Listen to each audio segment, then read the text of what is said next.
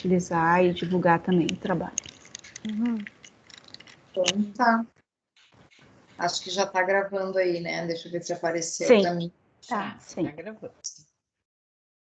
Então, eu acho que a gente abre oficialmente, né, gurias? Mesmo que sejamos só nós, né? Então, boa tarde a todos. É um prazer para nós todos estarmos aqui hoje, né, nessa mostra de extensão, nesse nosso painel específico aqui que fala um pouco sobre o tarim, né?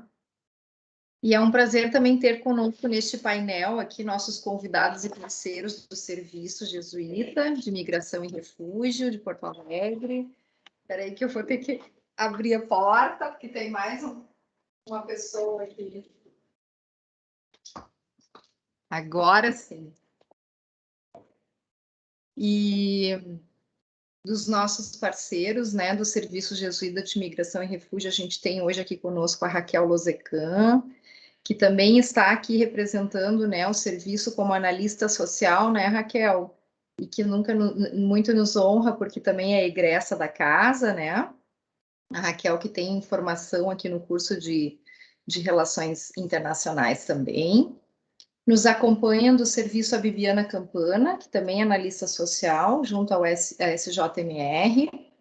E nós temos aqui também, pelo serviço, duas professoras que não vão poder participar na presença, mas que já enviaram também para nós um material que vamos compartilhar, que é a professora Raíssa Lauana, professora de português como língua de acolhimento, e a professora Micheia Guma, que também é professora de português como língua de acolhimento. E do curso de letras, nós convidamos para este painel também a nossa graduanda do curso de letras, Marina, que está aqui conosco, né, Marina? Depois a Marina pode também se apresentar um pouquinho. E a Marina fala também da Júlia, que é outra graduanda do curso de letras. Então, eu passo a palavra, né? Acho que a primeira que vai iniciar conversando conosco é a Raquel, né, Raquel? Gostaria de te apresentar um pouquinho, Raquel? Isso, na verdade, eu e a Bibiana, a gente preparou uma apresentação, né, um pouco sobre o serviço, em detalhes, né, para a gente contar um pouquinho do nosso trabalho, também contar um pouquinho sobre a pauta da migração e do refúgio, acho que a Bibi já compartilhou ali a apresentação, deve estar indo? Deu. Então, a gente não preparou ainda, acho que está carregando. Agora, para mim tá. Ah, perfeito, então. Então, a gente, na verdade, vai falar um pouquinho do serviço jesuíta, né? Quem nós somos, em detalhe, o que fazemos, que é bastante interessante. E também a gente vai falar um pouquinho sobre a pauta da migração e do refúgio, né? Que são dois públicos, os migrantes e os refugiados que a gente atende no serviço. Então, a gente estruturou a apresentação dessa forma. Posso iniciar? Acho que sim, Raquel. Eu vou, antes de passar, né, a palavra para esse início, que já fala um pouco, né, das ações desta parceria com o serviço, eu acho que seria legal também compartilhar, né, que este painel, na verdade, quando nós pensamos este painel, né, nós pensamos numa pequena fotografia das ações que são desenvolvidas aqui pelo Tarim, né, e que representam essas costuras desejadas entre a universidade, os nossos parceiros e também a comunidade, né. Então, também acho que seria bem legal, né, falarmos um pouquinho que dentre essas costuras todas, né, o Tarim tem essa proposta, né, ele é um programa de ação, de educação e atenção humanitária, né, a migrantes e refugiados que estão aqui no Brasil e que estão mais especificamente nessa nossa região de Porto Alegre, de São Leopoldo e dos arredores, né, e que nós buscamos essencialmente assim fomentar essas várias iniciativas de formação, né, curriculares, extracurriculares, de pesquisa sobre o tema, né, voltadas para acolher grupos de refugiados através de ações de ensino, de pesquisa, de extensão, né, que promovam aí esse desenvolvimento humano e de interação e integração social, né. Então, dentre essas nossas ideias, tem sempre muito essa intenção de fazermos a formação de mão dupla, né? que nada mais é do que proporcionar essas oportunidades de ensino e de aprendizagem para todos os envolvidos. Então, são alunos que aqui hoje estão representados também, de certa forma, né? As gurias vão mostrar mais no final do painel, são professores da Unicino, são parceiros, são toda a nossa comunidade, né, local, profissionais envolvidos, migrantes, refugiados, né? Então, acho que fazem parte dessa costura que a gente gostaria de mostrar um pouco nesse painel, né? E como a Raquel muito bem vai colocar, né? Eu acho que a gente acredita que aqui tem 2 pontos envolvidos muito fortes, né, nesta fala, tanto da Raquel quanto da Bibiana, sobre os fluxos migratórios e ações, né, desenvolvidas pelo serviço. E esses 2 pontos têm a ver, muito a dizer, né, sobre o papel do trabalho em rede para acolher migrantes e refugiados, né, Raquel? E também esse mapeamento das necessidades, né? Eu acho que é muito essa escuta sensível que fazemos também nessa parceria, né? E dentre elas, claro, aqui também faz parte deste recorte de hoje, né? Pensar que nós temos aí a língua como elo de comunicação, né? Como uma dessas grandes necessidades. Então, acho que o nosso painel também dá conta, né? Um pouco desse panorama. Então, passo a palavra oficialmente, né? A Raquel e a Bibiana, por favor, fiquem à vontade. Não, perfeito, Prof. Grazi, acho que tu falasse tudo, assim, no sentido tanto do serviço, das necessidades, né, a gente vai, então, amarrar também a apresentação com as principais necessidades, assim, que a gente identifica. Eu já fiz parte dos atendimentos, a Bibiana está apoiando agora nos atendimentos, então a gente vai trazer um pouquinho, né, desse dia a dia também, dos atendimentos, né, e, claro, as aulas de português, né, que é um dos grandes objetivos do projeto Tarim também, se relacionam muito, assim, né, com a proposta do SJMR, né. Então, eu acho que eu tenho controle aqui, Bibi, para passar, tá? Se não passar, vocês me avisem. Mas, então, boa tarde, né, professoras, alunas, Bibi, minha parceira, minha colega. Então, eu sou a Raquel, eu sou analista social do Serviço Jesuíta Migrantes e Refugiados para a gestão de parcerias. E junto comigo está a Bibiana, que é analista social para interiorização. Depois a Bibi pode se apresentar também. Então, a nossa apresentação, a gente vai abordar um pouquinho do nosso trabalho, do nosso serviço, e também trazer um pouquinho no final, né, e amarrando com as necessidades, então, como eu já comentei, do Projeto Tarim, da nossa parceria, que é muito importante, né, tanto para o serviço, acho que também quanto para o Projeto Tarim, né, de apoio mútuo aí para as aulas de português. Bom, o serviço jesuíta, na verdade, ele é bastante novo, né? Atualmente a gente está nessas cidades do Brasil, em Brasília, que é o nosso centro, né, nacional, em Belo Horizonte, em Boa Vista, Manaus, Porto Alegre e Florianópolis, que são os escritórios da região sul, e Salvador, né? Então, Boa Vista é a porta de entrada, né, do nosso maior público, que são os venezuelanos, então o escritório de Boa Vista é bem grande e, enfim, é um escritório que tem vários funcionários, é um escritório que faz várias ações também, justamente por estar lá em cima, né, lá no norte. E aqui no sul, nosso escritório, então, ele fica na General Caldwell, né, no Menino Deus, aqui em Porto Alegre, que também funciona como um centro de atendimento. Nós somos uma obra social, né, da Associação Antônio Vieira, acho que isso todas vocês sabem, né? Então, a gente está dentro do escopo dos jesuítas no Brasil, mas também somos uma organização internacional. O SJMR está em 50 países, mais de 50 países, na verdade. Então, e nós somos financiados também por projetos internacionais, né? Eu representando a Fundação Pan-Americana para o Desenvolvimento, né, a FUPAD, e a Bibiana representando o Alto Comissariado das Nações Unidas para os Refugiados, né, o Acnur. Então, nós temos essas duas linhas, né, de projetos internacionais.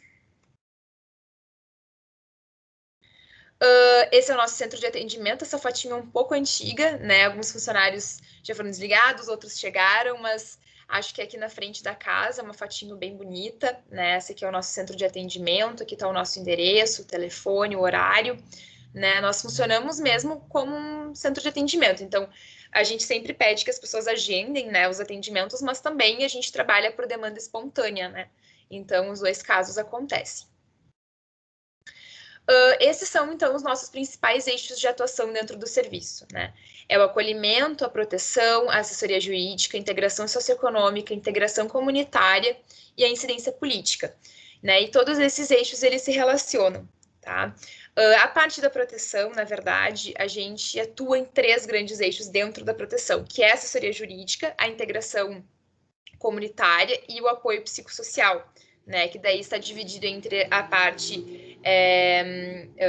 do serviço social, né? Nós temos um assistente social no serviço, o Anderson. A Bibi também, na verdade, temos 2 assistentes sociais, mas o Anderson atua na parte da proteção, né? E a Mariana, que é a nossa psicóloga, que faz a parte do apoio psico, né? E na integração socioeconômica, então, a gente tem a parte que a gente chama de meios de vida, né? Que é onde eu e a Bibiana atuamos. A Bibiana também apoia nos atendimentos e também apoia na interiorização, e eu fico mais na parte da gestão de parcerias. Então, essa parte de diálogo, né, com o setor privado, que eu acredito que seja um grande diferencial do serviço jesuíta.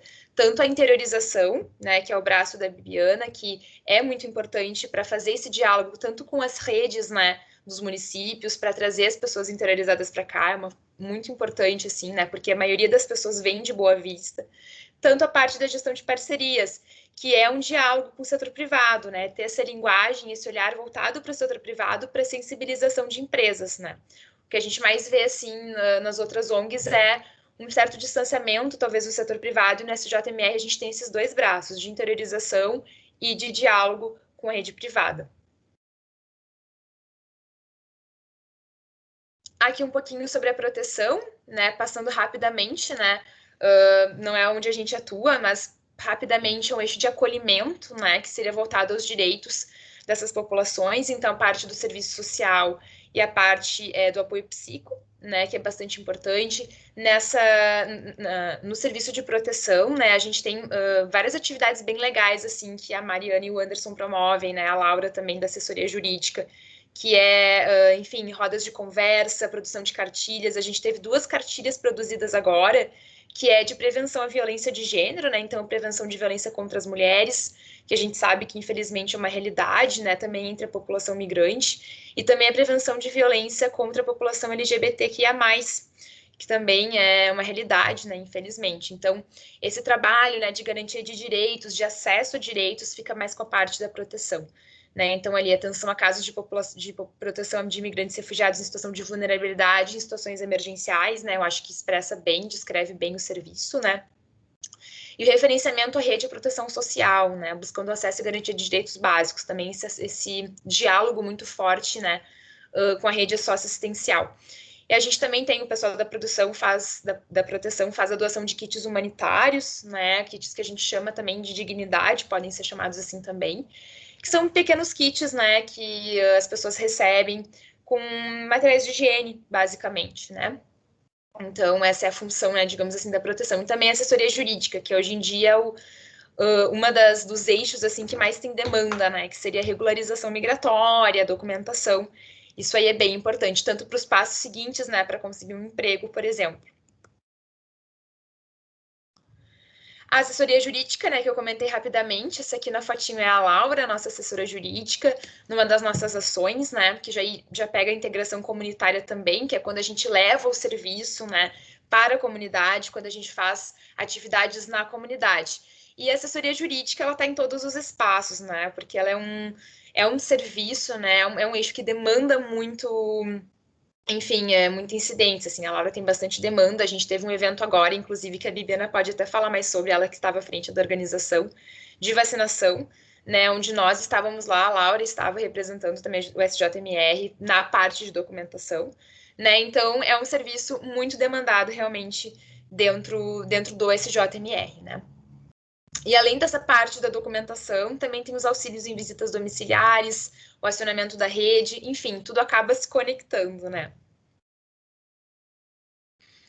Aí a integração socioeconômica, que está, enfim, bem detalhado, porque são realmente muitas coisas que a integração socioeconômica cuida, né? Desde a parte de identificação do perfil laboral, que isso é feito tanto pela Bibiana quanto pelo Edson, o nosso colega, que é psicólogo. Então, essa parte de atender as pessoas, conversar com elas, entender qual é o perfil, né, para tentar encaixá-las no mercado de trabalho. Então, desde esse trabalho de ponta até chegar para mim, que envio os currículos e faço o diálogo com a rede privada, né? Explico o que é a causa migratória, quais são as necessidades dessas pessoas, né? E busco também apoiar nessa parte de inserção laboral, né? Tem também os encaminhamentos para o Cine, que a gente faz bastante. Eu fazia muito quando eu trabalhava na integração, a gente orienta, né, onde é que fica o Cine, como fazer carteira de trabalho, agora orientando como fazer carteira de trabalho digital.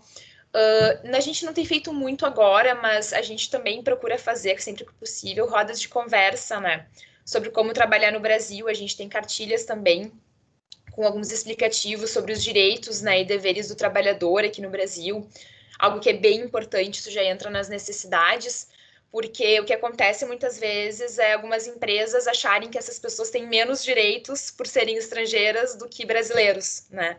E não é assim. Essas pessoas têm CPF, elas têm carteira de trabalho e elas têm todos os direitos, deveres como qualquer trabalhador no Brasil, uma contratação que segue o mesmo modelo. Então, a gente sempre tenta deixar muito claro isso para as empresas. Ela não vai receber um salário menor, ela vai ter os direitos garantidos, né? Então, essa orientação para essas pessoas é muito importante. E também no momento da contratação, né? E aí que entra muito a questão do português. Até tinha comentado numa das reuniões com a professora Graziella, né? O que acontece muitas vezes é a pessoa assinar o contrato de trabalho e, por não ter conhecimento da língua portuguesa, por não entender o que está sendo escrito no contrato, essa pessoa muitas vezes, né, não entende certas ações do empregador, ou enfim, às vezes é demitida e não soube por quê, né? Então, isso é bem importante, assim, como a linguagem, ela possibilita, né, com que a pessoa consiga se inserir e tenha os seus direitos garantidos, né? Então, enfim, o português, ele perpassa aí, né, desde a questão da inserção cultural dessa pessoa até o mercado de trabalho, né? Então, um pouquinho da integração socioeconômica. E apoio ao empreendedorismo também, né? A gente sempre a gente tem essa linha, né, tanto do projeto FUPAD quanto do projeto Acnur, de apoio a empreendedores, né? Então é muito legal, assim, a gente sempre procura incentivar, né? Claro que existem várias limitações na parte de empreendedorismo, porque, enfim, as pessoas que vão para o empreendedorismo, que são migrantes e refugiadas, que estão nessa situação de vulnerabilidade, elas estão numa situação de vulnerabilidade. Então, elas vão para o empreendedorismo muito por necessidade, né? Então, ela começa, de repente, a fazer... A gente tem um caso, né, que ela começou a fazer enfeitezinhos, assim, de cozinha e tal, mas ela não sabia nem o que é um plano de negócio, ela não tinha. Então, falta essa capacitação, porque essas pessoas, elas estão ali por necessidade, né? E a gente sabe que no meio disso há uma precarização, né, bastante grande do mercado formal de trabalho, né? Então, essas pessoas acabam indo muito para o mercado informal. Então, a gente procura incentivar o empreendedorismo, mas sempre tendo esse olhar das dificuldades, das limitações que, né, isso nos oferece, que isso tem para nós. Então, é um braço que é um braço de serviço, assim, mas a gente sempre tenta cuidar bastante, orientar essa pessoa e promover cursos, né? Eu quero empreender nessa área. Beleza, então vamos procurar talvez um curso que te capacite, né? Para que depois não seja um problema. Então, enfim, é algo que a gente faz também. A integração comunitária, né, que eu comentei um pouco com vocês, que seria quando a gente leva o serviço, né, para as comunidades. E aí a gente acaba, na verdade, trazendo todo o serviço, então tem a integração comunitária, a integração socioeconômica, a documentação, então todos vão até a comunidade para prestar esse serviço lá. E tem dado muito certo, assim, é muito legal, porque aparece muita gente, né? A gente teve 2 ações, assim, muito legais. A primeira, que está na foto, foi o SJMR itinerante, onde eu fui como voluntária, ainda não fazia parte do serviço. Aqui a gente apoiou com tudo, assim, a documentação foi o que teve mais demanda, me lembro. E a foto de baixo é na Biblioteca Comunitária Ninha Peixoto, que é onde funciona o cursinho popular Emancipa. É um cursinho, né, para pessoas de baixa renda que não têm condições de fazer um cursinho pago, então essas pessoas vão, né, nessa biblioteca para terem as aulas. E agora também funciona, né, como um centro de integração. A FUPAD, ela apoiou com a reforma da biblioteca, né, financeiramente, então nós fomos reformar a biblioteca, nós fizemos outra atividade de entrega de cobertores, né, e levamos o serviço. Então agora funciona tanto como o Emancipa, né, e como centro de integração, e os migrantes também podem fazer o cursinho, né, popular para, por exemplo, tentar uma vaga na universidade, né, fazer o Enem. Então é muito legal, assim, são realmente atividades que, enfim, são muito bonitas, assim, que dão muito certo.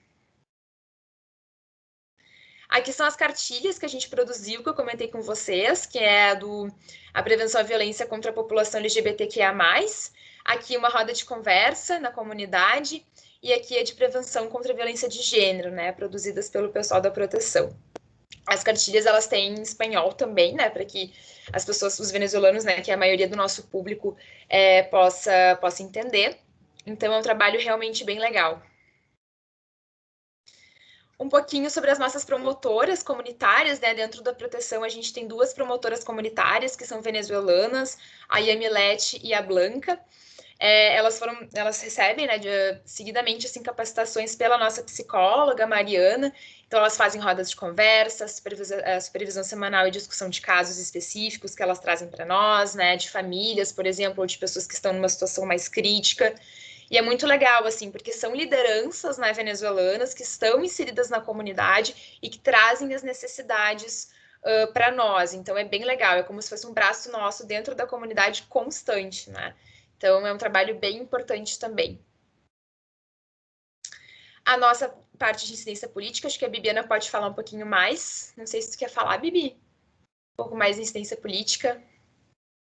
Claro, então acho que dentro desse braço nos encontramos tanto eu quanto a Raquel, que é justamente também o que a gente vem fazer aqui hoje, falar sobre o tema da migração, divulgar a importância desse trabalho, assim, né? Então, especificamente o trabalho de inserção na rede socioassistencial tem sido de diálogo com esses serviços, de promoção de capacitação, né? O tema da migração é um tema muito novo ainda para muitos profissionais, sobretudo os profissionais do serviço social e da psicologia, que são os principais profissionais que estão nos serviços da ponta fazendo o atendimento dessa população. Então, a gente vem realizando também esse trabalho de diálogo, de formação, de discussão conjunta de casos que surjam tanto no nosso serviço quanto também nesses serviços em territórios, né? O trabalho também em parceria com os serviços da rede de proteção social dos municípios de acolhida, da interiorização, como a Raquel comentou, então desse preparo da rede de proteção local para fazer o recebimento desses grupos, dessas famílias que chegam pela interiorização. E aí é feito também um trabalho em rede, que a gente chama, então, a participação nos fóruns e comitês municipais e estaduais de atenção à população migrante, refugiada, apátrida e vítima de tráfico de pessoas. E a partir da participação nesses comitês também, a construção, a organização de atividades conjuntas, né? Então, essa segunda fotinho aqui de baixo, por exemplo, da primeira reunião que foi feita para organizar esse evento que a Raquel mencionou, que aconteceu no último final de semana, que foi encabeçado pelo Serviço Jesuíta, em parceria com a Secretaria Municipal de Saúde e com o Cibai Migrações, que é um serviço que é referência também para a população migrante aqui em Porto Alegre, no Rio Grande do Sul, que buscou promover a vacinação contra a Covid-19 para a população migrante, então identificando, enquanto rede, a baixa adesão dessa população à vacinação, às medidas de prevenção, foi então pensada essa atividade para buscar aproximar essa discussão também dessa população, né? E aí o outro braço, então, desse trabalho de incidência política, sem dúvida a Raquel vai saber falar melhor, é o trabalho da gestão de parcerias, que é então essa sensibilização também do setor privado, como ela comentou. Mas então eu vou passar a palavra para a Raquel para ela finalizar e em seguida eu volto. Isso, exatamente, né? A parte de incidência política, então, ela tem esse diálogo também com o setor privado, né? Que é atualmente a função que eu estou exercendo dentro desse JMR. E ela é bem importante, assim, né? Nesse sentido de justamente sensibilizar essas empresas da contratação de imigrantes e refugiados. Amanhã, inclusive, estarei indo para Caxias, nós vamos visitar 4 empresas lá, que podem ser né, possíveis empregadores de imigrantes e refugiados.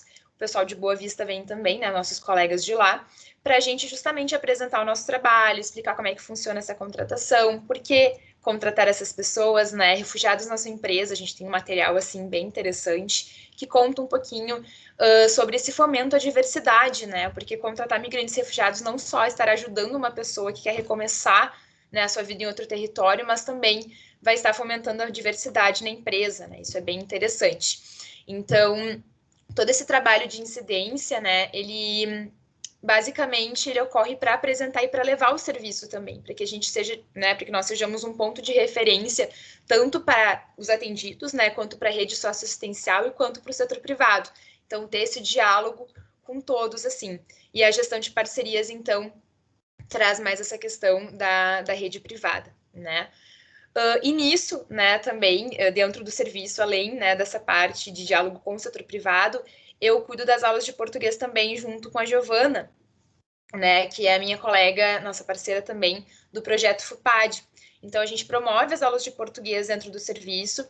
Nós temos as nossas professoras parceiras, né, que é a Micheia e a Raíssa, que infelizmente não puderam estar presentes, né, mas a gente, então, promove esses cursos. Elas são professoras contratadas, digamos assim, da FUPAD, do projeto FUPAD. O projeto tem uma linha financeira para aulas de português, então a gente promove esses cursos, e é bem legal, assim, muitas pessoas se inscrevem. Ele é um curso, na verdade, o que conta para a FUPAD é a adesão dos venezuelanos, né, mas ele é um curso que qualquer nacionalidade, qualquer pessoa de qualquer nacionalidade pode participar, né, tem a emissão de certificados, tem o material também, as apostilas, que a própria FUPAD também financia. Então, são aulas bem legais, né? Agora elas estão ocorrendo de forma remota, né, em função da pandemia, mas teve uma adesão bem interessante, assim, né? Porque a gente sabe que essa população que se encontra numa situação bastante difícil, né, de vulnerabilidade, muitas vezes não tem acesso à internet, né? Então, essa questão de como vamos dar as aulas, né, num momento como esse, foi de forma online, foi via Google Meet, e deu tudo certo, assim, teve uma adesão bastante interessante. Claro que nem todos os alunos participam e finalizam o curso, é uma realidade bastante forte dentro do serviço, de todos os cursos, na verdade, né? As pessoas se inscreverem e não conseguirem terminar. Mas as aulas de português têm tido uma adesão bem legal, assim, justamente porque é muito importante, né? É a língua desse território novo em que tu estás. Então, é bem legal, assim, a adesão e também o retorno, né, tanto dos alunos, do feedback dos alunos em relação às aulas, em relação às professoras, quanto das professoras também, né, da organização das aulas, da presença dos alunos. Agora, né, nessas últimas turmas, o que tem ocorrido foi o seguinte, tiveram as aulas síncronas, né, via Google Meet, e para aqueles alunos que não conseguiam estar presentes em função de trabalho, em função, né, de não ter acesso à internet, ou da internet ser um pouco ruim, elas fizeram também um sistema de atividades. Então, as horas, né, foram cumpridas através do envio de atividades. E isso foi uma alternativa muito legal, assim, que eu acho que foi feita justamente para democratizar, assim, né, o acesso a essas aulas, para essas pessoas poderem ir, quem consegue ir, mas se formarem também aquelas que conseguem entregar essas atividades. Então, foi muito legal. E isso também é importante porque muitas empresas, inclusive tem uma que está em contato comigo agora, em que um dos requisitos é ter curso de português, né? Então, ter o certificado é muito importante, né? Demonstrar que tu tem esse curso é muito importante. Então, isso é realmente bem legal. Aí aqui é a parte da gestão de parcerias, né? Onde. Eu tinha esquecido de passar, que eu acabei de falar. Então, já comentei das aulas de português, eu tinha esquecido de passar, perdão, pessoal. Temos uma parceria também com o Projeto Pérola. O Projeto Pérola, ele é dessa rede Pérola, né? Que é um crédito.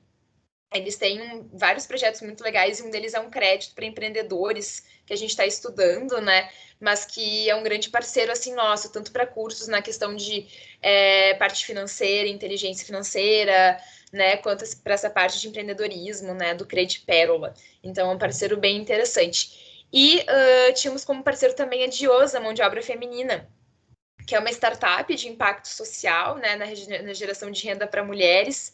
E a gente fez um curso, ainda não estava no SJMR, mas fizemos um curso com elas, né, de construção civil. Então, as mulheres da Rede Diosa, que são todas mulheres trabalhadoras da construção civil, prestaram um curso para mulheres usuárias do SJMR venezuelanas que se interessaram, né, pelo conteúdo, e deram um curso de consertos básicos, né, e reparos básicos. E aí essas mulheres, no final, ganharam um kit de ferramentas básicas, assim, também muito legal. Então, a gestão de parcerias, né, já complementando, além dessa parte do setor privado, das aulas de português, também esse diálogo com diversas parcerias, né, seja para cursos, seja, de repente, para apresentar o serviço, para capacitações também, então depende muito do que é demandado, né, mas Acho que, em suma, né, seria isso, a parte das aulas de português, do diálogo com o setor privado, de parcerias como um todo. Aqui o GT Incidência, né, de CRAS e CREAS, acho que a Bibi pode falar também um pouquinho mais. Então, foi nesse diálogo com os serviços aqui da rede socioassistencial em Porto Alegre, começou a se identificar a necessidade justamente de a gente fortalecer essa relação, assim, né, para além do auxílio em demandas, em resposta a demandas pontuais de casos específicos, né, se buscou, então, bom, em vez de a gente só estar respondendo a contatos que são feitos com o serviço em busca desse apoio, desse auxílio para a resolução de algumas situações, de a gente, então, tipo, dar um passo para trás e organizar, assim, e primeiro mapear, então, essa demanda, entender quais são as necessidades que aparecem para esses serviços da rede, para nisso a gente conseguir organizar um espaço de formação com esses profissionais para que eles estejam mais preparados para as demandas sociais que vão surgir e que são específicas, né, dessa população, como a gente em seguida deve trazer também, assim, uma população que traz uma outra complexidade, né, no atendimento. E eu acho isso bem interessante também, né, amarrando com a questão das necessidades da população, né, que a questão dos CRAS, dos CREAS da rede socioassistencial, ela é bem estratégica para a proteção dessa população, né, para garantias de direitos. Então, por exemplo, como fazer um cartão SUS, né, acesso, por exemplo, a doações, isso tudo é muito importante, ter esse suporte, né, dessa rede. Então, enfim, é um passo ainda que a gente está dando, enfim, acho que é bem legal. Bom, então acho que a Bibi pode falar um pouco agora dos conceitos e definições, né? A gente vai amarrando, então, compilando com todas essas necessidades e nos encaminhando para o final. Bom, então obrigada, Raquel. Acho que para a gente não passar aqui também só falar do nosso trabalho, para contextualizar um pouco mais para vocês sobre o que é o trabalho com a população migrante, quem são essas pessoas. A gente começa do começo, então, tratando de conceitos e definições. Quando a gente fala de população migrante, a gente está falando, então, de um termo genérico que vai falar de todas as pessoas que se deslocam ou dentro de um país ou através de fronteiras internacionais, de maneira temporária ou de maneira permanente, e por todas as razões que possam motivar esse deslocamento. Então, o termo migrante é um guarda-chuva que vai falar de mobilidade humana. Essa é a definição, então, que consta no glossário sobre migração da OIM, publicado em 2009. O glossário é uma fonte também de pesquisa bem interessante para quem estiver iniciando nessa parte de estudo e pesquisa sobre migração. Eu acho que dá para deixar essa recomendação também. Dentro desse guarda-chuva, então, existem dois termos principais quando a gente fala do tema da migração e do refúgio, que são os imigrantes e os refugiados. Então, o imigrante, de acordo com a legislação brasileira, a nova lei de imigração de 2017, vai compreender que o imigrante, então, é pessoa nacional de outro país ou um apátrida que trabalha ou que reside, que se estabelece de maneira temporária ou definitiva no Brasil. Enquanto o refugiado, também de acordo com a legislação brasileira, daí de 97, vai tratar de toda pessoa que está fora do país de origem, devido a fundado temor de perseguição por motivos de raça, religião, nacionalidade, pertencimento a um grupo social ou opinião política, como também devido à grave e generalizada violação de direitos humanos e conflitos armados.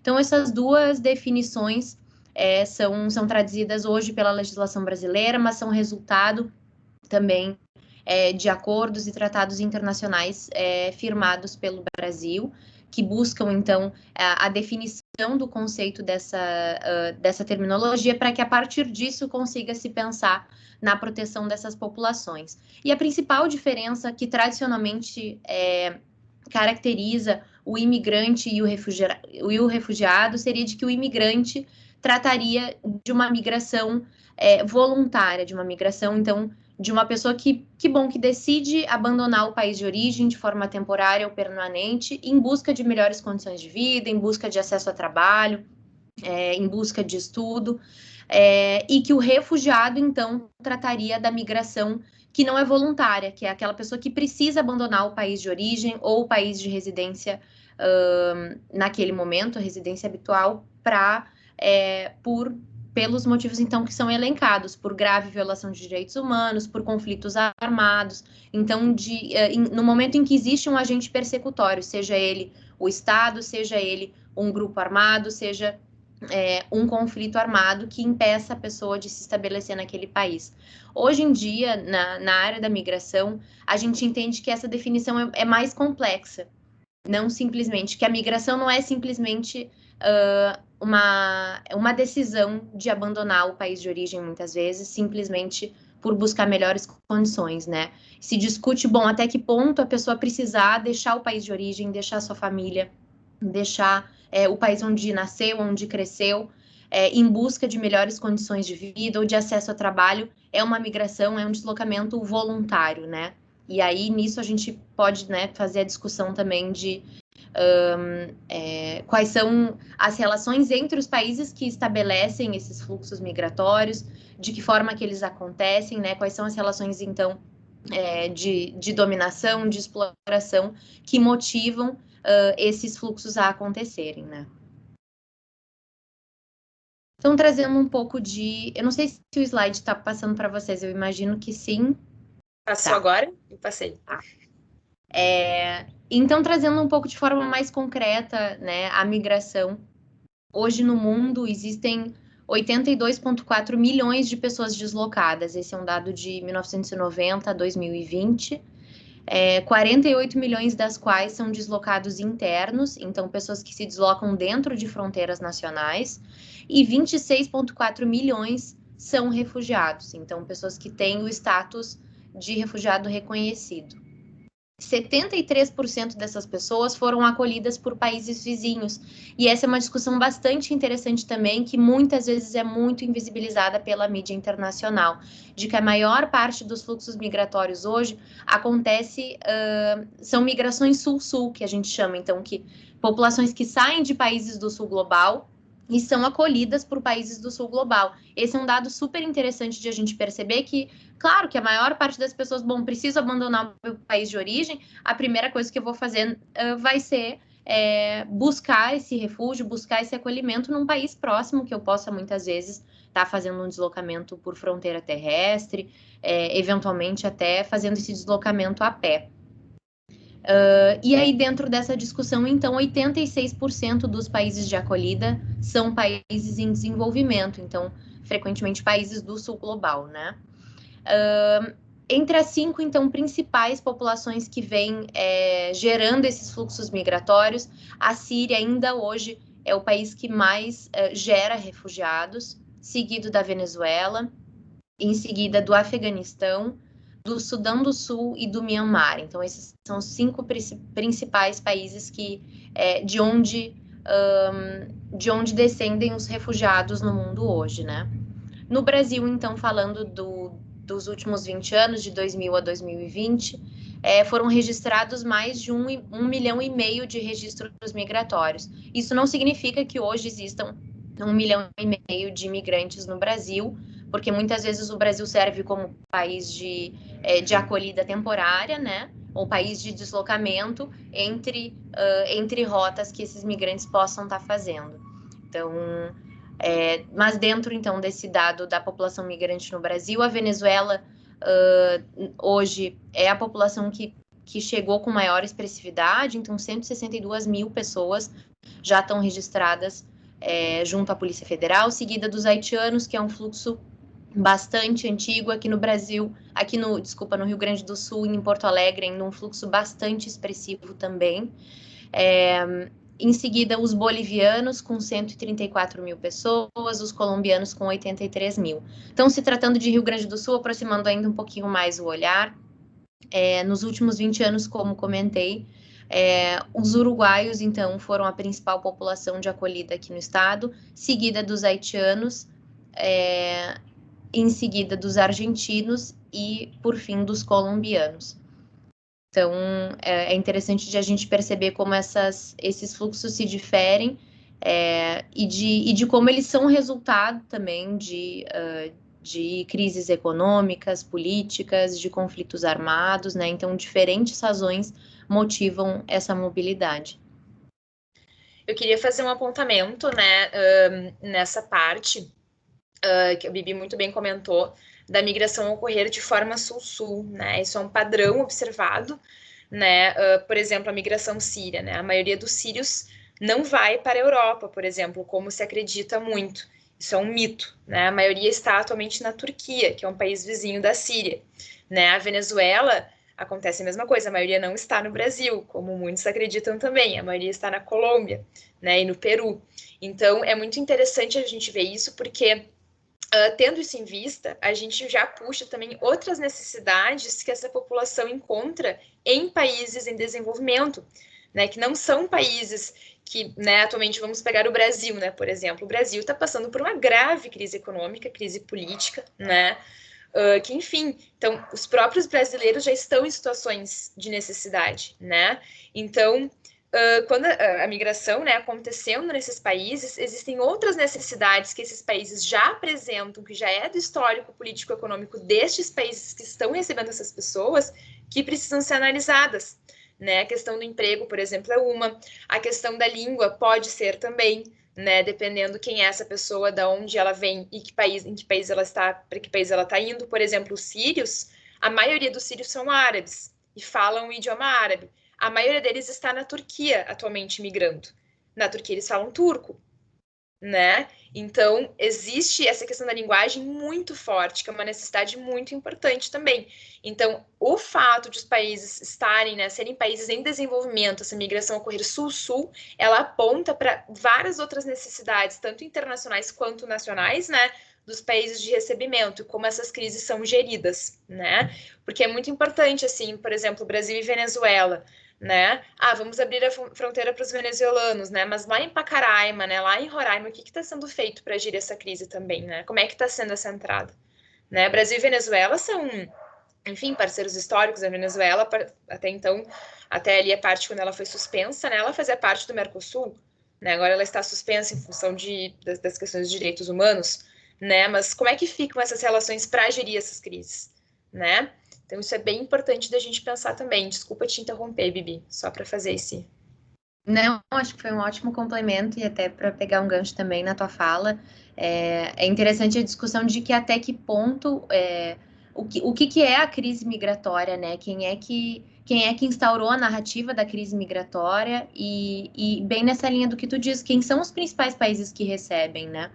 Porque a crise migratória começa a ser alarmada no momento em que essas populações passam, então, com maior expressividade, a buscar essa acolhida nos países do norte global. E, bom, e quem são essas populações? Ou mesmo aqui, quando a gente trata de Brasil, porque em que momento em que a gente passa a tratar da migração a partir de uma crise migratória, né? Então, de como a compreensão de crise migratória tem um caráter de raça e tem um caráter de classe, né? No momento em que em que muda o perfil dessa população migrante no Brasil, que passa a chegar com maior expressividade a população haitiana, a população senegalesa, aí a gente passa a tratar da migração enquanto uma crise migratória e não enquanto um fluxo que compõe a composição sociohistórica brasileira, né? Então, acho que é uma discussão interessante de a gente fazer também.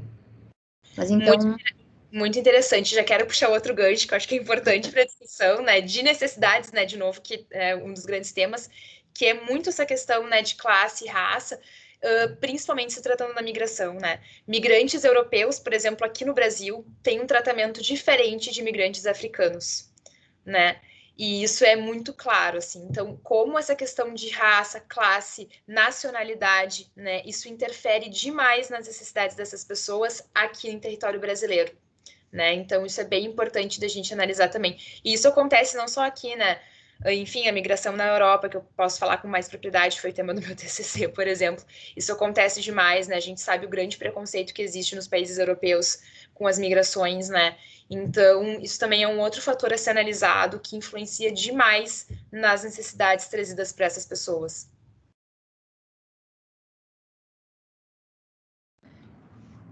E acho que, para complementar, assim, aqui quando a gente fala de Brasil, essa definição de migrantes desejados e indesejados, como a Raquel coloca, né? Os migrantes europeus que residem aqui no Brasil, norte-americanos, são os migrantes vistos como desejados, e os migrantes de países do sul global são vistos como indesejados, e de como isso é resultado de uma série de políticas migratórias que historicamente vieram sendo implementadas no país e que norteiam, que regem a forma como a gente pensa a acolhida dessas populações ainda hoje, né?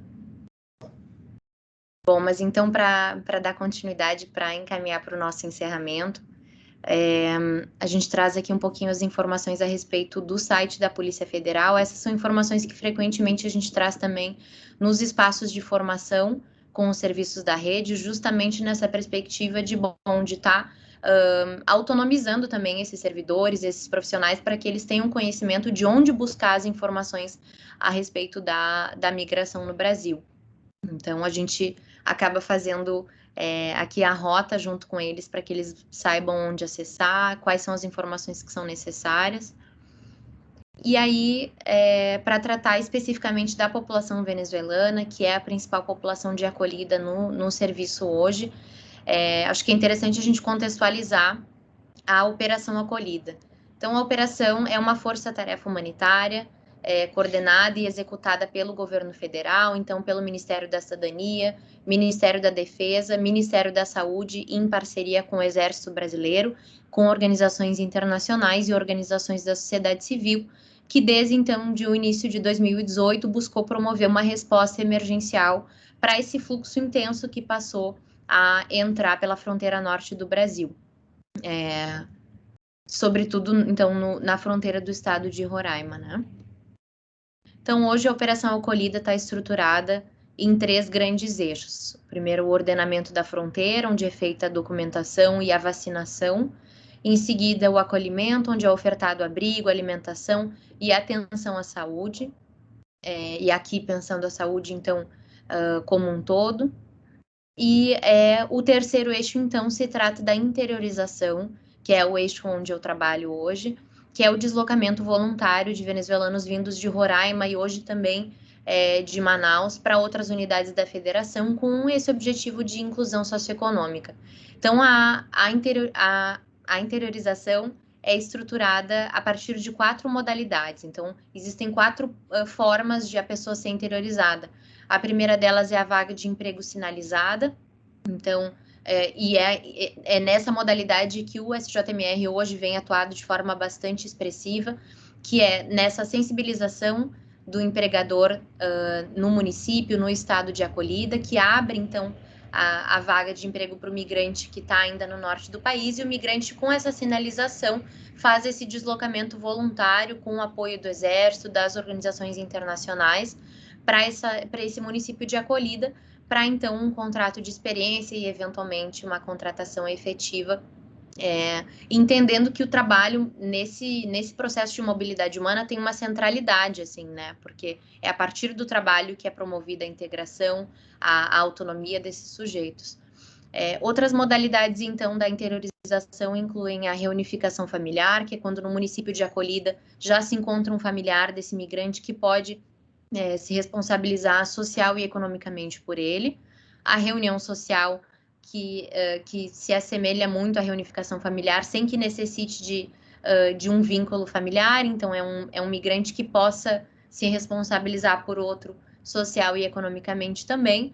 E a reunião, então, institucional, que é o antigo abrigo-abrigo, que é quando um abrigo no município de acolhida, uma instituição, se responsabiliza pelo recebimento dessa população, desse grupo, dessa família ou desse indivíduo. Então... Eu estava fechada, pode começar. Então, acho que para a gente encerrar a nossa participação, a gente trouxe aqui algumas especificidades da população migrante que foram identificadas tanto por mim quanto pela Raquel em atendimento. Uma das primeiras dificuldades, então, que se percebe nesse momento do atendimento, como a Raquel já comentou, é a barreira linguística. Então, aí a importância da promoção de cursos de português, as diferenças culturais, a dificuldade de acesso à informação e desconhecimento sobre serviços e fluxos de atendimento, né? São pessoas que chegam e que não conhecem o que é um serviço universal de atendimento à saúde, um serviço gratuito que pensa a saúde, por exemplo, a prevenção em saúde, né? O desconhecimento sobre os direitos dessa população como um todo no Brasil, desconhecimento de redes de acolhida sobre direitos e vulnerabilidades, a inexistência ou fragmentação de redes de apoio familiar ou comunitárias no país de acolhida. Então, muitas vezes esses migrantes chegam ao país e fazem esse deslocamento de forma autônoma, fazem esse deslocamento sozinhos e muitas vezes tem muita dificuldade assim de se integrar, de se inserir na comunidade de acolhida. As dificuldades enfrentadas no processo de deslocamento e chegada no país, como a gente comentou, muitos migrantes chegam no Brasil por fronteira terrestre, cruzam a fronteira caminhando, pedem carona, sobretudo os venezuelanos na fronteira norte do país atravessam muitas vezes a fronteira através de trochas, então de forma irregular, contando com o auxílio de coiotes, gastando tudo que tem para fazer essa travessia, né? E aí, com isso, possíveis traumas advindos do processo de deslocamento, que pode ser um processo muito traumático e muito violento para essas populações. A partir disso, a dificuldade de acesso à regularização documental e o medo da deportação, que é um mito dentro do tema da migração, porque essas pessoas elas têm o direito de não serem deportadas a partir da legislação brasileira, mas hoje há muito desconhecimento sobre quais são as penalidades por um migrante, por exemplo, que se encontra irregular aqui no país. Raquel, não sei se tu quer complementar. Sim, eu queria complementar, né, e também, enfim, né, em suma, né, sumarizar, digamos assim, isso que a Bibi falou, muito bem falou, na verdade, né, que são todas essas especificidades e necessidades, né, como era o tema também do painel. Então, essas seriam as grandes especificidades e necessidades, né, principalmente acesso ao trabalho. Isso é bastante importante, assim, né, essas populações terem acesso ao trabalho. E o acesso ao trabalho, na verdade, ele está relacionado com outros problemas já citados aqui pela Bibiana, né, que, por exemplo, as barreiras linguísticas, né, que também é ponto-chave do painel e ponto-chave, assim, da inserção dessas pessoas no mercado de trabalho. Muitas não são contratadas porque não conseguem falar português.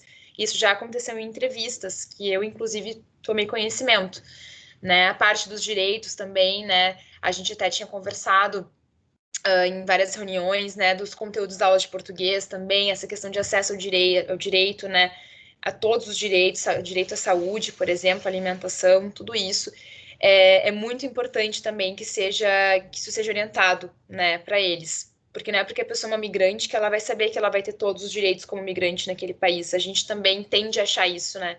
Que a pessoa naquela condição, ela vai achar que ela sabe tudo sobre, né, migração, sobre refúgio, e não é assim, né? E também complementar a questão da deportação, né?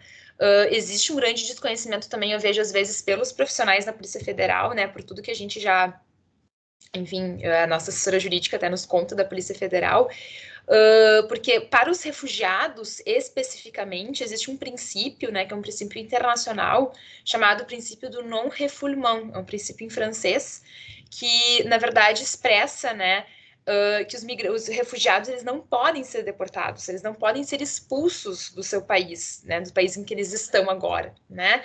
Não pode fazer isso, os estados não podem deportar essas pessoas, né? Então existe também um desconhecimento, né, desses agentes também dos próprios refugiados sobre isso, já, né, justamente por não terem consciência disso. Então, é bem importante, assim, a gente falar dessas especificidades, dessas necessidades, e também pensar em formas de mitigar isso, né, de fazer com que as pessoas consigam se inserir melhor. Eu acho que a língua é essencial para isso, né, através do aprendizado da língua, outros aprendizados, né, podem aparecer aí, muito a questão dos direitos também, né? Por exemplo, as cartilhas, né? As cartilhas que estão em português, elas podem ser daqui a pouco um material dentro de aulas, por exemplo, para o ensino da língua portuguesa, né? E já pegando ali a parte da conscientização. Então, na verdade, a questão do português, a questão linguística do português como língua de acolhimento, né, no caso do Brasil, ela está relacionada não só à comunicação, ela está relacionada a um universo inteiro, né, tanto da parte de conhecimento de direitos, quanto da parte de deportação e de exigência dos direitos, né, que isso é bem importante. Então, acho que amarrando tudo isso, né. Acho que era isso, pessoal. Estamos disponíveis, ficamos à disposição para eventuais dúvidas que vocês tiverem. Deixamos aqui os nossos e-mails para a gente manter contato. Já temos contato, né? Mas, enfim, para caso alguém aí que esteja participando não tenha. E é isso, muito obrigada. Muito obrigada, Raquel. Muito obrigada, Bibiana, pelas considerações de vocês. Eu acho que são pontos muito importantes para a gente pensar, né, a força e a relevância dessas parcerias que a gente faz, né? Anotei alguns deles aqui. O primeiro tem a ver com essa sensibilidade de compreender quem é a população de imigração e refúgio. Acho que esse é um ponto, assim, é um grande passo, né, um primeiro passo, para justamente ver quais são as demandas, para poder fortalecer essas relações, né, e para possibilitar, a partir das nossas ações, sermos elos, realmente, né. E aqui a gente frisa muito pelas próprias ações do Tarim, né, estamos em busca de parcerias de mão dupla, né, que viabilizem sempre situações de aprendizagem de mão dupla, não no sentido de levar, mas no sentido de muito aprender, né, nessas tantas interações que a gente faz. Então, a gente agradece muito essa primeira fala do painel, né, muito enriquecedora mesmo, e a gente aproveita, então, este gancho, né, que a Raquel muito bem colocou, da língua como elo, para nós passarmos agora para a segunda parte, né? Ela tem a ver com essa parceria que se fortaleceu, né, entre o Tarim, o Unicinos e o serviço, né? E ela olhou, dentre essas parcerias todas, um recorte, como as gurias já comentaram, né, de aulas de português que envolviam aí também alunos, né, migrantes venezuelanos aqui de Porto Alegre e dos arredores, né? Essas aulas aconteciam de forma remota, eram encontros síncronos, mas também possibilitados por algumas atividades assíncronas, né? E os alunos inscritos, né, eles estavam organizados em 2 grupos. Um grupo de nível intermediário e um grupo de nível iniciante, né? Em um programa de aulas que se dava numa organização de 10 semanas. Então, nós gostaríamos de passar a palavra, né, para as nossas convidadas que compõem agora a segunda parte do bate-papo aqui deste painel, né, que são as professoras que fizeram parte desse projeto, né. Então, eu acho que as professoras trazem aí este exemplo de costura e parceria em muitas mãos, né, que busca unir essas demandas, aprendizagens, essa constante busca por soluções de vários problemas que se colocam aí, né. Convidamos, então, elas a compartilharem os seus depoimentos, né, pela perspectiva de profissionais de letras que já atuam, no caso, né, e também de graduandas de letras que estão aí neste percurso formativo, tá? Então, a Marina vai representar aqui, né, as professoras Micheia, Raíssa e Júlia, que fizeram parte também deste programa, né, e vai compartilhar conosco algumas dessas aprendizagens, né, Marina? Contigo a palavra. Sim, certo. Então, muito obrigada pelo convite, pela oportunidade de poder estar aqui com vocês, compartilhando, né, ou compartilhando, como a gente falava com os alunos, vamos compartilhar informações, e essas trocas são muito relevantes. Eu sou também, além de graduanda de letras, eu também faço mestrado em linguística aplicada na Unicinos, então tenho focado muito nessa questão da interação, sempre pensando em como ser uma pessoa melhor, uma profissional melhor, né? E eu vejo que essa oportunidade possibilitou, em todos os elos da minha vida, nas minhas relações, né? Como profissional, como pessoa humana, ser uma pessoa melhor. A partir dessas múltiplas interações, desses contatos, que com certeza foram além da sala de aula, né? Pelos vínculos que a gente forma, pelos afetos que a gente forma. Então, assim, eu vejo tudo isso como algo que impactou e tem impactado na minha vida de diversas formas, né? Tanto assim pelo contato com as pessoas, eu sempre fui uma pessoa que eu gostei muito de interagir, sendo que a minha formação é em administração e comércio exterior, primeira formação, e eu sempre tinha muito essa questão da linguagem envolvida nas minhas práticas, né? E ali, então, eu percebi que eu era muito além do que trabalhar num escritório, que eu precisava sair disso para ter contato com as pessoas, ter contato com as suas culturas, né? Então, como pessoa, isso para mim, eu só tenho benefícios a falar, né, desse projeto, justamente pela essa interação, pelo diálogo, pelo contato, por conhecer múltiplas culturas, né? Não querer impor a nossa cultura ou a nossa língua como algo a ser aprendido como um dever, mas pelo contrário, né, mostrar as possibilidades e mostrar que o Brasil é sim um país multicultural, né? Que nós não temos essa unicidade. São várias construções de diversos lugares, né? Desde sempre somos todos nômades, né? Então, sempre mostrando esse lado, né? E como profissional poder aplicar muitas das concepções teóricas que a gente vê na sala de aula, né? E ter esse olhar da praxis, né? O olhar do fazer, né? E é fazendo que a gente aprende. E eu posso dizer assim que não só ensinei. Na verdade, eu não considero que eu ensinei, né? Os alunos dizem, tu ensinou demais, não sei o quê, foi muito bom, aprendi muito contigo. Mas, na verdade, eu sinto que eu aprendi muito mais do que ensinei, porque a gente, com esse contato, acaba aprendendo muito. E a Grazi tinha comentado sobre uma escuta ativa e atenta, e eu vejo assim, que para qualquer profissional isso é muito mais do que necessário. Então, nós temos que estar abertos e abertas a essa escuta. E como a língua e as barreiras linguísticas estão, né, por tudo, né, em todas as nossas práticas sociais, nas nossas relações. Então, isso é algo assim que a gente tem lutado muito, né? E quando a gente tem o primeiro contato com os alunos do Serviço Jesuíta, né, dessa nossa parceria, o que eles nos trazem, a primeira coisa, é o medo, né? O medo de se expressar, o medo de ser quem eles realmente são. E por quê? Por causa da língua, por causa de um sotaque, por causa de uma pronúncia. Mas aí eu fico pensando, eles têm uma língua tão parecida com a nossa, né? Por que a gente tem que falar comunicação e eles não podem falar comunicação? Quem não entende isso? Ou então, qual é a diferença entre posso e poço? Se aplicado numa frase e aplicado num contexto, tu vai entender o que eles estão falando, né? Então, assim, mostrar para eles isso e mostrar esse orgulho que eles têm que ter dessa identidade deles, do que eles estão construindo e adicionando à bagagem deles, ao repertório deles, e mostrar eles como agentes também de uma possível mudança, não só na vida deles, mas na vida de outras pessoas. Eu tenho uma aluna que não é do serviço jesuíta, ela é de Esteio, e ela vem falar comigo, Marina, eu quero ser professora de espanhol.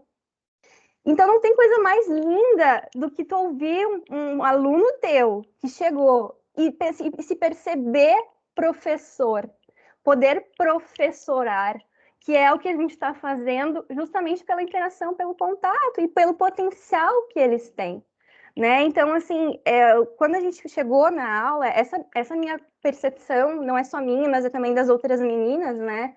É justamente por essa questão, pelo medo, pela cultura e também uma carência de escuta, né? Então, quando a gente chega na sala de aula, todos eles querem contar as suas histórias, e pela proximidade da língua, eles não têm medo de falar. Então, todo o espaço que a gente tem que dar numa sala de aula para poder ouvir as suas histórias é muito fundamental. A gente não pode chegar na primeira aula querendo cuspir conteúdo sem poder abrir, né, esse espaço para essa escuta. E são muitas histórias. Realmente, que nem a Raquel e a Bibi falaram, assim, eles querem narrar os seus passos, quantos quilômetros eles andaram, e então é uma complexidade que vai muito além de uma regra gramatical, né? Então, esse primeiro contato com eles possibilitou isso, né? Possibilitou esse olhar para suas identidades, para quem eles realmente são, poder usar esse material Vamos Juntos e Vamos Juntas da Unicamp foi muito bom, porque é um material muito aplicado, né? Ele trabalha com gêneros textuais muito aplicados e atualizados, situados na nossa realidade. Então, eles têm, inclusive, as propostas de tarefas são aplicadíssimas. Então, eles conseguem ter a noção dos direitos deles pelos próprios materiais. Então, assim, isso foi muito esclarecedor, foi muito bom trabalhar, né? E poder fazer que eles tenham orgulho de ser quem eles realmente são e ter orgulho deles também como professora, né? Perceber isso e perceber, assim, permitir a interação, permitir o espaço para a escuta, eu acho que é, assim, fundamental, né? E não existe uma receita, né? Todo mundo pergunta, como é que se faz? Enfim, todo aquele medo do planejamento.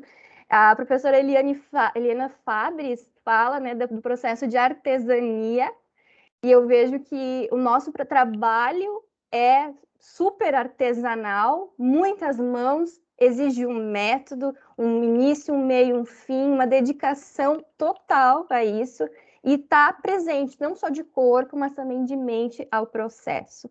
Então, assim, é um pouquinho, né, das minhas percepções. Eu vou, para não extrapolar muito tempo, eu vou compartilhar o vídeo que a professora Micheia e a professora Raíssa nos enviaram. E depois a gente pode, eu compartilharei também, eu vou comentar os vídeos delas, assim, se alguém tiver alguma dúvida, alguma coisa, e depois no final compartilharei uns depoimentos que nós recebemos de alguns alunos que participaram do curso, certo? Eu vou compartilhar aqui primeiramente o vídeo da professora Micheia.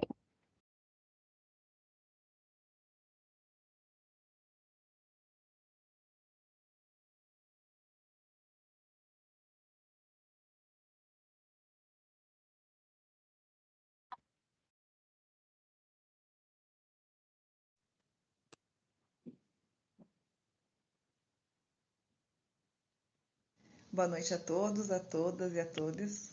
É um grande prazer estar participando da programação deste evento. Gostaria de agradecer o convite, primeiramente. Então, meu nome é Micheia e eu ministrei aulas de português como língua de acolhimento para migrantes refugiados venezuelanos. E na terceira turma que eu ministrei, havia uma menina de Guiné. Então, eu vim contar para vocês rapidamente um pouco da minha experiência ministrando essas aulas. Foi muito especial mesmo. Os alunos são extremamente carinhosos, dedicados, interessados. A maior dificuldade deles em participar das aulas mais frequentemente, no caso sem ter faltas, é a questão da internet, que nem sempre eles têm, e também porque surgem trabalhos de última hora e eles, claro, né, precisam ganhar dinheiro e acabam indo trabalhar e faltando as aulas. Mas sempre preocupados em avisar que faltariam, buscam as tarefas que ficavam para ser feitas, né, a fim de recuperarem as aulas perdidas. E eu vou destacar duas coisas que me marcaram bastante, né, nessa experiência, que foi a questão dos alunos terem muita preocupação com o sotaque, né? Eles tinham muita preocupação com o sotaque espanhol. E nós conversamos com ele, a professora Raíssa e eu, trabalhamos sempre alinhadas, né? Juntamente com as professoras Marina e professora Júlia também, que nos acompanharam. E, inclusive, com um vídeo da professora Marina, que a professora Marina nos apresentou, um vídeo excelente sobre accent, nós conversamos com eles, né? A Raíssa com os estudantes delas e eu com os meus, sobre essa questão do acento, né? Então, nós frisamos o quanto é importante que eles valorizem a cultura deles, né? E que dificilmente uma pessoa perde totalmente o seu sotaque, ainda mais aprendendo uma língua estrangeira já é adulto, né? Então, nós frisamos para eles bastante isso, que não tinha problema, né? Isso era algo que bloqueava eles, inclusive, de conversarem, né? De falarem em português. E depois que nós apresentamos esse vídeo, conversamos com eles um pouco sobre isso, eu senti que eles ficaram aliviados, se sentiram mais livres para falar. Nós deixamos claro que ali era uma sala em que estavam todos aprendendo e que não haveria problema, né? Ter sotaque não é um problema. E outra coisa também que me chamou muito a atenção é o quanto eles veem, claro, né, por uma situação bem adversa, né? Então, se não todos, quase todos estão aqui no Brasil contra sua vontade, digamos, né? Mas muitos com uma vontade de aprender, queriam aprender com excelência, né? Aprender com muita perfeição para poder buscar um emprego melhor, para poder trabalhar em suas áreas, né? A maioria deles são profissionais qualificados e queriam muito, né, voltar a trabalhar em suas áreas, mas estavam abertos a oportunidades, né? Mas alguns deles tinham muito essa questão da vontade de atingir um nível de excelência, né? Nós utilizamos nas aulas a apostila da Unicamp, mas não completamente, né? Não somente somente ela, porque Raíssa e eu trabalhamos muito, planejamos as aulas, mas nós também íamos montando conforme os desejos deles, né? Conforme as coisas que eles iam pedindo, né, no decorrer das aulas. Mas, enfim, para não me alongar muito, foi uma experiência muito especial. Eles são pessoas maravilhosas, né? E merecem todo o nosso amor e atenção. Muito obrigada pela oportunidade de falar um pouquinho sobre a minha experiência. Querida. Eu vou compartilhar, então, o vídeo da professora Raíssa, que elas falam muitas coisas semelhantes, né? O nosso discurso não é diferente em nenhum momento, porque foi uma experiência vivida por todas nós, né? Deixa eu compartilhar aqui.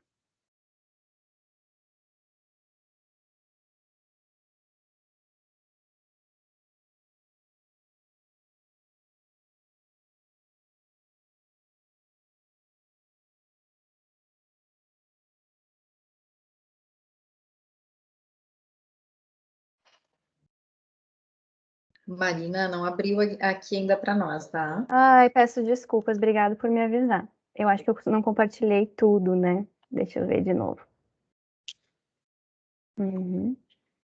Acho que tem que ser janela. Não, tela. Eu vou compartilhar a tela. Eu acho que agora fica. Agora estão vendo, né? Ah, agora eu não botei o som, pessoal. Ai, meu Deus. Nunca vou aprender, mas tudo bem, né? Logo, logo isso a gente vai passar, a gente vai estar na sala de aula. Deixa eu compartilhar, incluir o som. E aqui. Pronto. Agora sim. Beleza, muito obrigada. Olá pessoal, tudo bem? Eu me chamo Raíssa e sou professora de português como língua de acolhimento na SJMR e vim então hoje a convite contar um pouquinho para vocês sobre a minha experiência. Então, muito brevemente, eu vou tentar resumir o que foram esses últimos meses, né, que eu tive junto aos meus alunos do português intermediário, especificamente.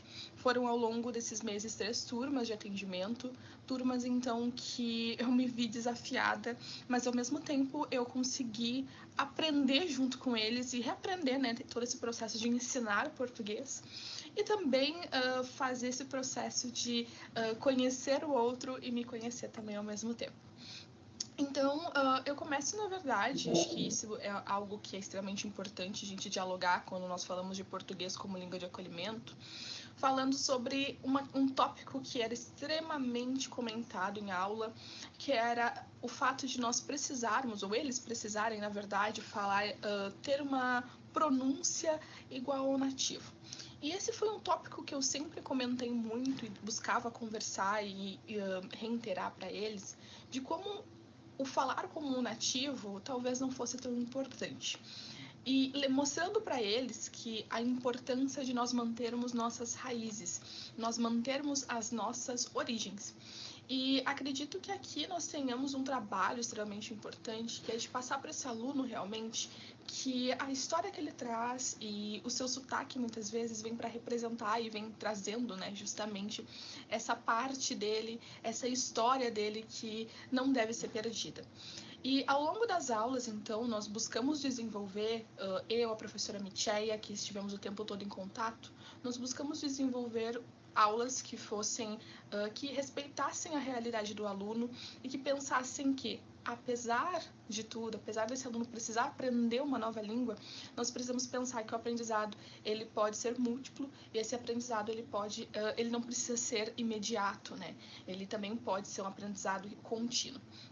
Ao longo das aulas, nós buscamos também abrir espaço para que esses alunos pudessem se apresentar e pudessem contar suas histórias. Então, todas as aulas nós tínhamos espaços específicos em que esses alunos eles poderiam dialogar. E acho que o diálogo, né, a gente está falando muito de português como língua de acolhimento, então o diálogo ele se torna extremamente essencial quando nós olhamos para esse tipo de ensino, que não é um ensino tradicional, é um ensino que abre possibilidades, é um ensino que enxerga realmente o aluno. Então, eu sempre digo para eles que ao longo desse processo, o mais importante é nós conseguirmos exercitar e conseguirmos conversar e dialogar um com os outros. E foi o que eu tentei fazer ao longo de todo esse processo. Acredito que nós tenhamos resultados muito bons no final. E sempre quando eu finalizava finalizei minhas turmas, eu buscava falar e dialogar com eles sobre a importância realmente de nós estarmos ali juntos e estarmos nesse ambiente de troca que é extremamente saudável. Bom, acredito que isso seja, claro, um resumo muito grande do que foram essas aulas, essas 3 turmas, e da minha experiência enquanto professora de português, né, como português, especificamente pensando no acolhimento desses alunos. Eu agradeço o espaço para estar aqui falando com vocês, espero que gerem algumas questões, algumas perguntas também, para que sejam dialogadas, e novamente eu só tenho a agradecer por estar participando desse processo junto com os meus alunos. Obrigada. Certo. Eu volto aqui então para comentar um pouco, né, sobre o que a gente ouviu e viu. Como eu falei, os nossos discursos são muito parecidos, né? Nós conseguimos vestir essa camisa do que é o português como língua de acolhimento. E eu reitero o que elas falaram, né? Desses alunos muito carinhosos, muito dedicados, sempre nos avisavam quando não poderiam presenciar as aulas.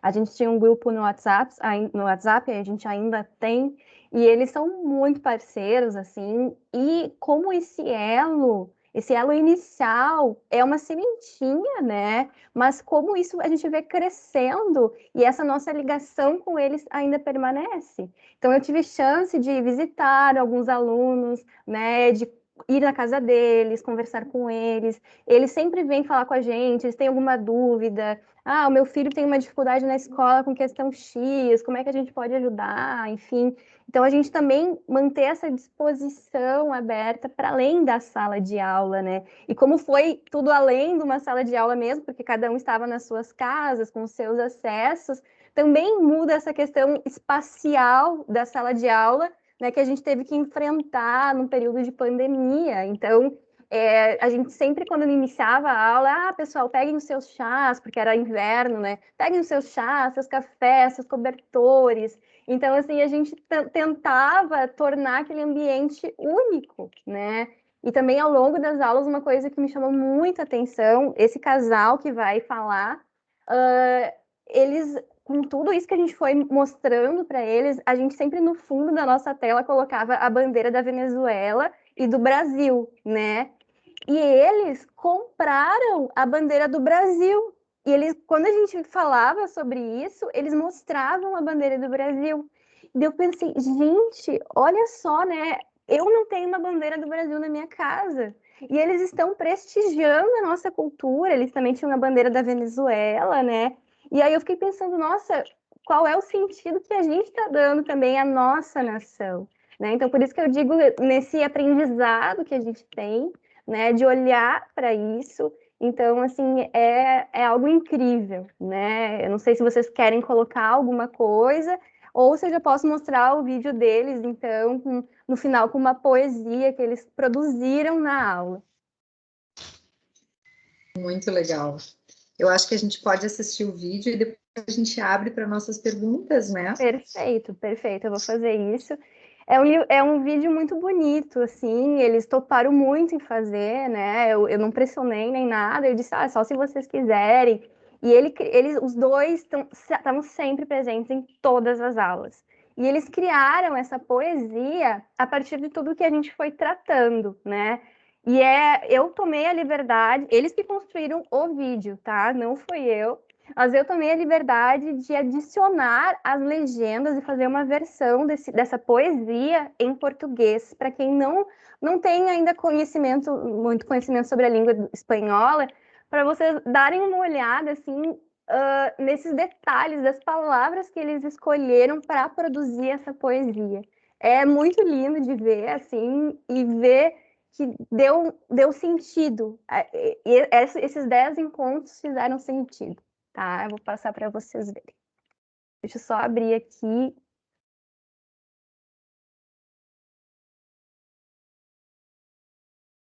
Um pouquinho que eu já vou compartilhar minha tela.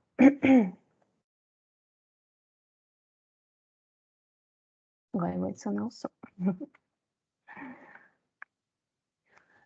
Se não estiverem ouvindo ou vendo, me avisem, mas agora tem a tarja vermelhinha, então eu acho que tá tudo ok. Deixa eu passar aqui. Hola, mi nombre es Doris de Marcano, soy venezolana. Mucho gusto en saludarles y quiero agradecer la oportunidad que hemos tenido de venir de Venezuela aquí a la ciudad de Porto Alegre, en Brasil, y tener un servicio especial a través de los jesuitas, ese servicio que ellos hacen a migrantes. Y a través de la profesora Marina y Michea nos han dado un recibimiento muy bueno.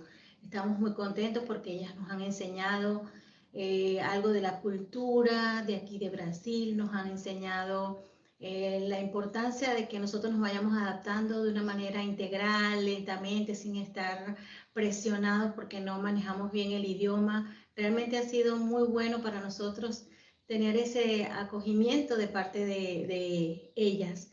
Y estamos muy contentos también de haber aprendido sobre las leyes del trabajo, la importancia de lo que son nuestros deberes, nuestros derechos, cómo es el trato en cuanto a la parte médica, que es tan importante. Estamos muy agradecidos como venezolanos de Brasil por recibirnos con tanto cariño. Y muchas gracias a ustedes por este servicio que han realizado para nosotros. Sí, gracias de verdad, mi esposa y yo. Mi nombre es Samuel Marcano.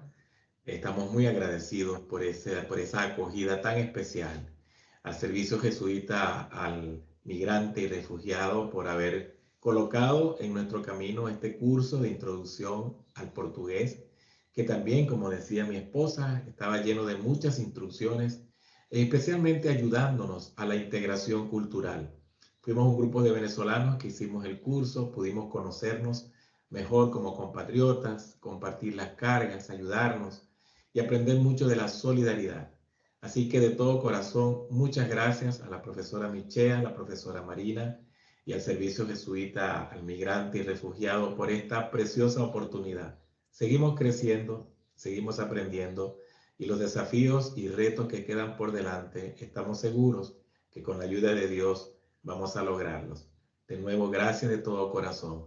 Como resultado de esta experiencia de integración, nos dieron la tarea de producir algo. Algunos escribieron recetas de cocina, otros hablaron de su experiencia viajando y nosotros escribimos un pequeño poema que queremos dejar con ustedes, hablando de cuál fue nuestra experiencia como migrantes y la esperanza que tenemos también en esta nueva tierra.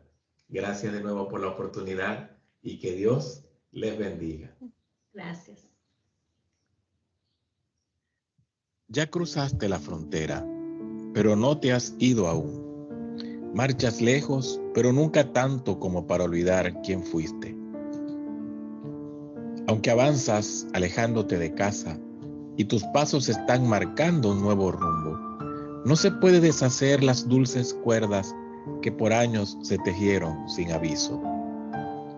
Dulces cuerdas de los rostros que hoy recuerdas, que no puedes ya tocar a la distancia, que entrelazan tu pasado y tu presente y reviven en fragantes añoranzas en un viaje que el viajero nunca quiso. Es extraña esa vivencia entre dos mundos que solo han vivido los que migran. La nostalgia de la tierra que se deja, la esperanza de la tierra que hoy te abraza. El abrazo que te da el que te recibe fue el abrazo del adiós cuando te fuiste. En tu patria fuiste alguien que forjó su vida con esfuerzo, pero en esta nueva tierra ese alguien aún no ha sido descubierto. Te toca comenzar desde el principio a forjar así una nueva imagen, con paciencia, disciplina y sacrificio. No hay razón entonces para estar triste. Ya vendrá el momento en que tu vida brillará por lo que eres, más que por aquel que un día fuiste. Nuevas experiencias te esperan en la tierra que te da la bienvenida, una tierra también tuya en mil maneras y que ahora ya no es desconocida. Aquí se forjarán nuevos amigos, aquí conocerás nuevos sabores. Las canciones que ellos cantan serán tuyas y sus lágrimas ahora tus dolores. Y al escuchar el nombre de la tierra que te acoge, no será tan solo un nombre sin sentido, porque ahora en tu corazón habrán nacido nuevos lazos de amor que irán contigo. La misma fuerza que te impulsó a salir será la que te mantendrá donde te quedes. Esa mezcla de añoranza y esperanza, esa mezcla del adiós y bienvenida. Y las lágrimas que brotan de tus ojos regarán el resplandor de un nuevo día.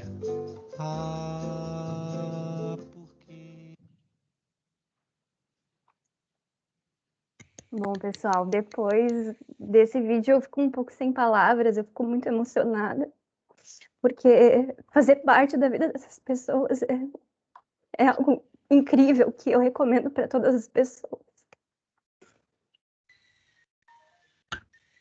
Acho que todos nós, né?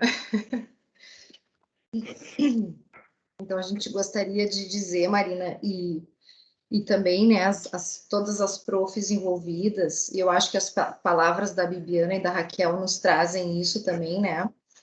Temos uma soma. Acho que essa é a grande força, né, do elo que a gente traz aqui, né? É uma soma, e é uma soma o tempo todo, né? É uma soma de culturas, é uma soma de experiências, é uma soma de vivências, é uma soma de solução, né? De busca por soluções. E também eu acho que é uma soma permeada o tempo inteiro por afeto, né? E por uma busca de aprendizagens significativas, né? Para eles que estão aí, como ele muito bem diz, né? Nessas palavras de poeta, né? Numa terra que agora também é tua de mil maneiras, né? E para nós, enquanto profissionais, parceiros, que representamos universidade, que representamos serviço, que representamos professores, que representamos graduandos, mas, acima de tudo, que representamos cidadãos, né? Então, eu acho que tem essa força dessa soma, né?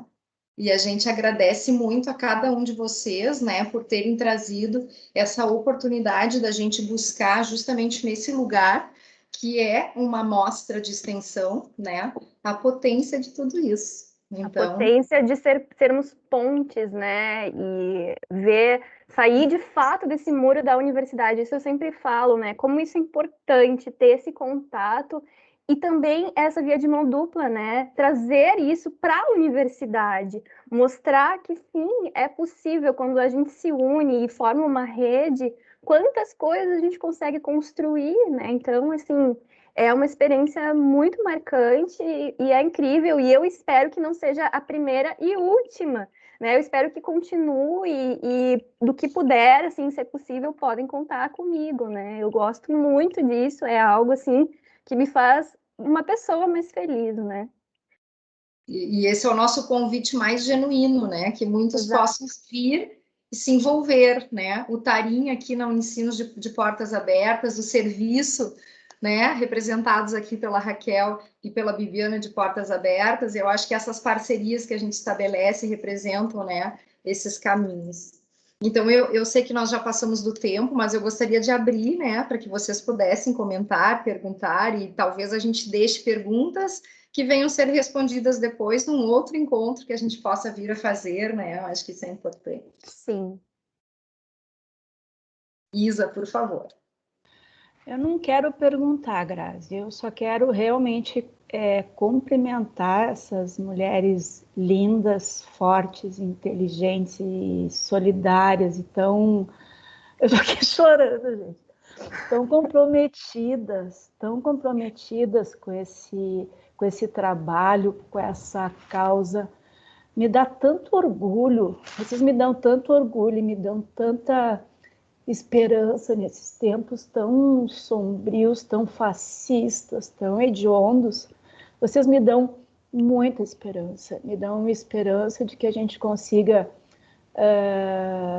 ampliar esse contingente, esse exército de solidariedade, de gente tão do bem, de gente que olha o mundo com os olhos de amor, de compaixão, de fraternidade, de solidariedade. Parabéns pelo trabalho de cada uma de vocês e muito obrigada pela oportunidade de ter escutado vocês hoje aqui. Que mesa linda. Obrigada. Parabéns. Obrigada.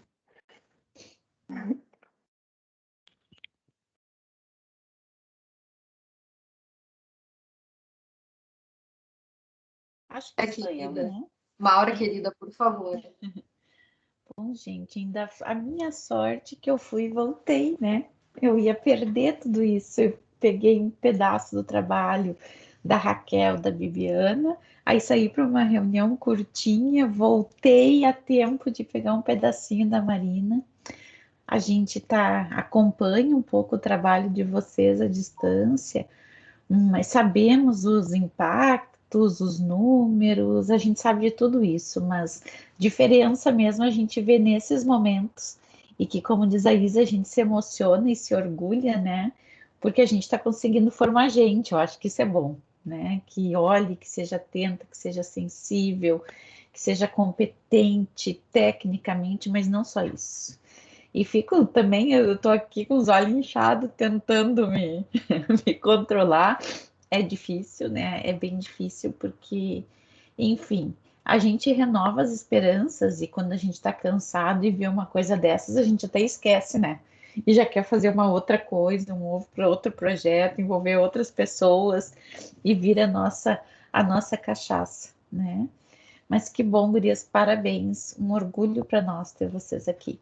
Muito bom mesmo, parabéns. Obrigada. Raquel, querida, por favor. Não, eu também queria agradecer, né, a todas e ao professor Wesley também, todas e todos, pela oportunidade de a gente participar, né, enquanto serviço jesuíta desse painel. Foi muito emocionante, né? Então nós estamos muito felizes de poder contribuir. Estamos contempladas pela fala da Marina, pela fala das professoras Mitia e Raíssa, pelo poema lindíssimo que nos foi apresentado. Então, realmente, agradecer, é um sentimento de gratidão profunda. E eu acho que reforça, né, tudo isso que a professora Isamar e a professora Maura trouxeram, né, dessa falta de empatia, de olhar, né, para o outro que estamos vivendo, né? E reforça também, né, a questão do internacionalismo, né, da solidariedade entre os povos, né? O português, ele no final, as línguas, né? O aprendizado de línguas no final é isso. Ele é o internacionalismo, né? A solidariedade e a união entre os povos e a paz, né? Então, deixar aí a minha imensa gratidão aí a vocês. Espero que possamos compartilhar mais momentos. Obrigada, Raquel. Queridos, então a gente agradece imensamente, coração cheio, né? Fechando essa sessão, assim, não poderia ser uma sessão melhor, um painel melhor. Muito obrigada pelos convites aceitos, pelas trocas, e com certeza a gente segue para outras parcerias, e a gente espera que muitos, né, venham para esse nosso time aqui pensar, né, na potência dessa extensão, né? Então, muito obrigada a todos, e até uma próxima roda de conversa. Com certeza. Ah, alguém tem que fazer uma foto. Grazi, uma foto aí, Grazi. Uma foto. Registrar esse momento lindo. Marina, tu consegue? Tira para nós aí teu print Deixa rápido. Deixa eu ver. Tá, vou tirar então. Deixa eu só limpar as lágrimas. Tá, agora eu vou tirar então. Foi. Pronto, deu certo. Ai, a Bibi saiu mexendo no cabelo. Peraí, eu vou tirar mais uma. Eu sempre saio me mexendo em todas. Ó, estou te dando uma chance. Tá, vou tirar. Pronto, pessoal, agora foi. Lindo. Obrigada, gente. Boa noite para todo Tchau, mundo. queridos. Muito obrigada. Tchau, pessoal. Obrigada. Vamos juntos e juntas. Boa noite a todos. Tchau.